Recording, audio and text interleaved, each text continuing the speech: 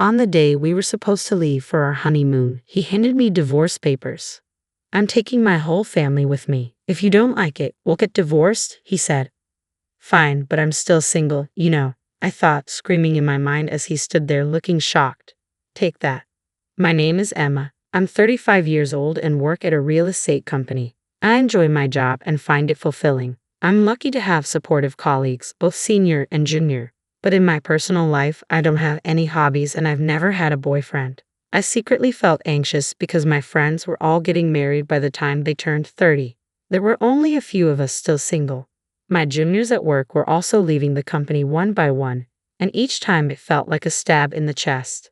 That's when I met Brian through a friend's introduction. He was 2 years younger and had a smile that made me feel protective. He didn't talk much and always listened to my opinions. He always put my thoughts first when making decisions. Since I had never been with a man before, I quickly fell for Brian's personality. Our relationship developed smoothly. When I brought up marriage, Ryan simply said, "Then let's get married." Marriage involves making many decisions. Planning the wedding, the honeymoon, and finding a new home to live in together. It's a major, once-in-a-lifetime event, so I wanted us to make these decisions together. But no matter what we talked about, Brian would always go along with my opinion. He never expressed his own thoughts, just agreeing with whatever I suggested. Ryan's passive nature started to feel unreliable to me, and I began to feel dissatisfied with him. Another thing that troubled me was my relationship with my mother-in-law. Her personality was completely different from Brian's easygoing nature. She doesn't listen to my opinions and always imposes her own ideas. When you get married, Emma, of course you'll quit your job and focus on taking care of the house, right? At your age, if you don't hurry, you won't be able to have children. Brian is working hard, so as a woman, you should focus on the family. It's the wife's duty to support her husband, she said as soon as I went to greet her. She clings to these old-fashioned ideas. The truth is, I earn more money than Brian. He doesn't seem to mind and has even told his parents about it, but his mother doesn't seem to like it. A woman who earns more than a man doesn't have any charm. Maybe you can't do any household chores, can you? A wife should be able to cook, do laundry, clean, and take care of her husband's health. Can you do that? My mother-in-law said, looking down on me. If it were Brian saying that, it would be one thing, but it feels different coming from my mother-in-law. It's not something to brag about, but I can handle all household chores since I've lived alone for a long time. I have no intention of quitting my job after marriage, and I want to prioritize myself as much as Brian. That's what I thought, but when my mother-in-law criticized me, Brian didn't defend me. Instead, he nodded along with her statements. Because of that, I started feeling uneasy about relying on Brian for the rest of my life. Well, Brian is younger than me, so maybe he'll become more reliable in the future. If this marriage doesn't work out, I might never get married in my life. Anxiety and desires clash in my mind, swirling around in endless conflict. However, time doesn't wait, even when I'm troubled. There are so many decisions to make for the wedding, choosing the venue, planning the honeymoon, applying for time off from work, and more.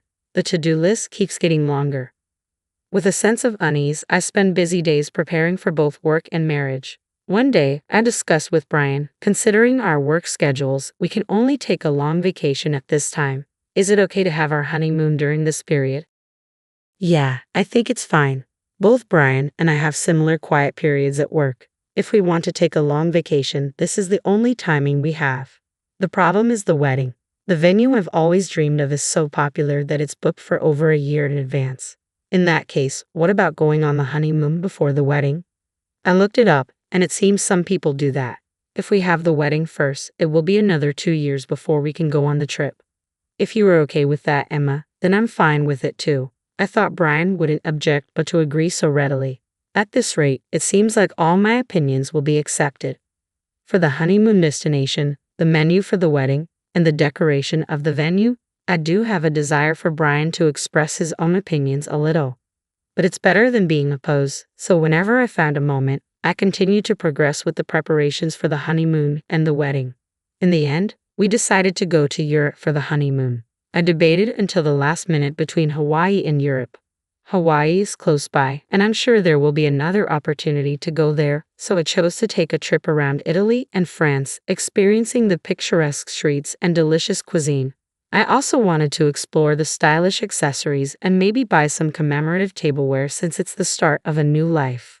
After considering various schedules and destinations, I completed the application about a month before the tour. By that time, I was completely excited. After all, it's my first overseas trip. It's impossible not to feel thrilled. My mind became filled with everything related to Europe, from buying the necessary items for the trip to planning our activities at the destination. Because of that, any dissatisfaction I had with Brian had completely disappeared. As the honeymoon approached 1 week away, Brian suddenly brought up a conversation. Emma, I have a favor to ask. A favor that's unusual. I wonder what it could be. It's rare for Brian to ask me for something. Could it be about the trip? Did he find a place he wants to visit? What is it? What's wrong? I asked, filled with anticipation, and he innocently made the request. I want to go to St. Taylor when we're in Paris. Mom really wants to go there. What? My mother-in-law. Wait a minute, what do you mean? I couldn't catch up with this sudden situation, but Brian replied as if it were obvious. Huh? Since everyone is going, we'll all be together even during the trip, right? What do you mean by everyone? It's a honeymoon, so it's obvious that it's just me and you, the two of us going. But my mom thinks it's normal for the whole family to go.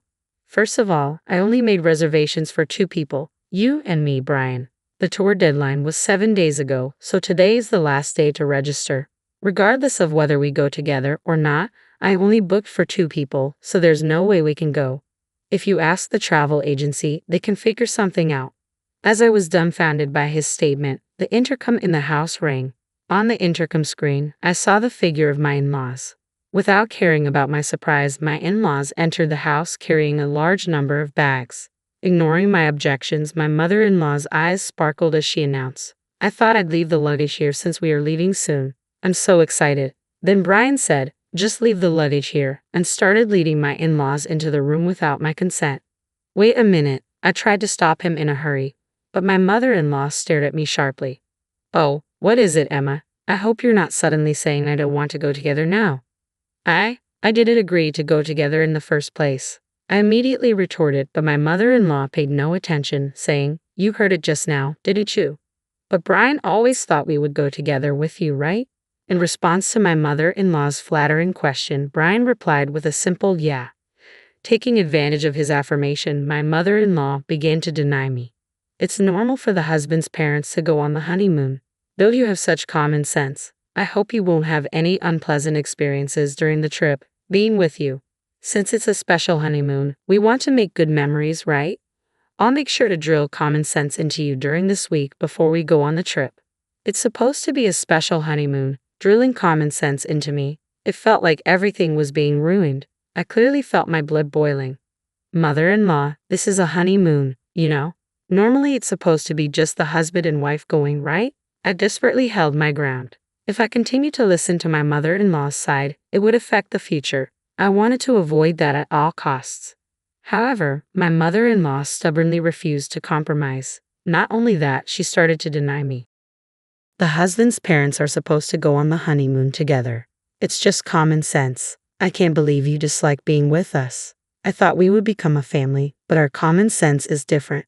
You don't like me, and nothing seems to match. How sad. As if she had been hurt herself, my mother-in-law lowered her eyebrows in an artificial manner. The end of her words, how sad, contained an underlying smirk. I was convinced that she was deliberately trying to trap me. That's how certain I was. Even Brian, without questioning, began to blame me based on my mother-in-law's words. Emma, what the hell? They're my parents. It's okay to go on a honeymoon together, isn't it? It's impossible. We've already made the reservations for 2 people. Besides, I've never heard of families accompanying a honeymoon trip, I declared, and Brian shouted angrily, as if picking a fight. I never thought you hated my parents so much, Emma. That's it. Just leave for today. He looked at me as if he couldn't believe what he was seeing. As Brian spoke, a wicked smile formed on my mother-in-law's face. Why does he always take his mother's side without listening to his spouse's opinion, especially at a time like this? I wanted him to support my views. Before I could even react to his words, I found myself pushed out to the entrance. Just before the door closed, I caught a glimpse of my mother-in-law's smug expression. I was left outside, unable to do anything but stand there. Why am I being treated like the bad guy? Why does everything have to be ruined, including this precious trip? Frustration and sadness overwhelmed me, and tears began to flow. A few hours later, I received a message from Brian. I want you to see if it's still possible for them to join the tour. If not, we'll cancel this trip and apply for a tour where all four of us can go. Please think rationally. If you reconsider, we can figure it out properly. I don't think I'm in the wrong, so I have no reason to apologize or respond. Brian must be angry too because there was no contact after that message. Time passed, and the day of our honeymoon departure finally arrived. I couldn't imagine enjoying it in this state, but we had been preparing for this honeymoon for a month. I couldn't refuse. As I prepared to leave the house with a heavy heart, the intercom rang. Brian had come to pick me up. We hadn't seen each other since that incident, so I didn't know what kind of face to put on. The fact that he came to pick me up meant that he still intended to go on the trip. But he didn't have a single suitcase with him. Instead, he handed me a divorce paper. After hurting my parents, you still intended to go on this trip, didn't you? I'm taking my entire family on this honeymoon. If you don't like it, let's get a divorce. My mom said it would be better that way. Saying that, he thrust the divorce paper in front of me. In that moment, I finally realized what kind of person he was. I thought he would listen to my opinions and prioritize me, that he was kind. But that wasn't the case. This man is just someone without his own opinions, and he prioritizes his family over me. That's Brian. As I came to that realization, I felt my feelings for him cooling down. Even if I were to marry him, I couldn't see myself overcoming the many challenges that awaited us in the future and becoming a family with that mother-in-law. It was an impossible scenario. Determined, I pointed at the divorce paper in front of me and said, "Sure, but I'm still single, you know." "Huh?" Brian exclaimed, clearly surprised by my words. "Single? What do you mean? Weren't you listening? We talked about going on the honeymoon but delaying the registration until the day of the ceremony. I made sure to get your permission, Brian. You know that, didn't you forget? The marriage certificate is still in the drawer, and you even said, if you were fine with it, Emma, then I'm fine too." "That's right. Divorce or not, we're not even married yet. There's no problem with going on the honeymoon with my maiden name." Perhaps he remembered my words as Brian's expression suddenly changed. But immediately, he turned red and raised his voice in frustration. "Are you out of your mind to give up on marriage just because of a honeymoon? Get a grip," I responded, matching Brian's intensity with my own strong voice. "This is the result of me being rational. I've been so desperate to get married that I couldn't see reality clearly. I don't think I can be happy marrying someone who doesn't listen to the opinions of their future spouse and doesn't support them. I'd rather stay single for life." Thanks for making me think that way. I keenly felt that this saying was true. "Hey, Emma, let's calm down and start over from scratch, okay?" He looked like he was about to cry. His pleading voice trembled. But I won't be fooled anymore. I will break free from this guy. Without realizing it, I found myself shouting loudly at Brian. "If you're so eager for a family trip, why don't you go with your family of 3? But you'll have to plan everything from tour reservations to the itinerary by yourself. After always depending on others, it's time you experience the challenges yourself. If you think you can handle it, go ahead, you indecisive man," I said as I pulled the marriage certificate from the drawer and tore it to shreds in front of Brian. He was stunned by the sudden turn of events, his mouth hanging open. My determination overwhelmed him completely.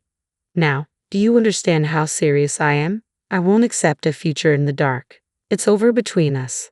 Why don't you hurry back to your beloved mommy and cry to her, you mama's boy." With that, I left Brian dumbfounded, slamming the front door behind me. Given his demeanor, it wouldn't be surprising if he did go cry to his mother. Afterward, I called the tour company to cancel our reservations. Since it was a same-day cancellation, we were hit with a 100% cancellation fee. I billed Brian for the entire amount because he was the reason our honeymoon fell apart. It felt like the right consequence. Later on, Brian blamed me for the failed marriage and spread rumors about it among our friends and family. However, it seemed no one sympathized with him. Instead, his actions labeled him as an unconventional mama's boy, and he was disliked by many. When I told my parents about the divorce, they were initially surprised but quickly accepted it. "Marriage isn't the only path to happiness. Your happiness is what matters, Emma," my mother reassured me. I couldn't have been more grateful for her support. As a side note, since then, I've discovered a new passion for traveling. I didn't want to waste the vacation time, so I embarked on my first solo trip. International travel was a bit challenging at first, but I found peace exploring historic cities I'd always dreamed of visiting. Being alone is surprisingly enjoyable, I realized during my historical adventure. Thanks to that trip, I've embraced solo travel fully. Whenever I have time off, I'm already planning my next overseas journey. I've started a life where I'm not defined solely by marriage, but by my own experiences and happiness.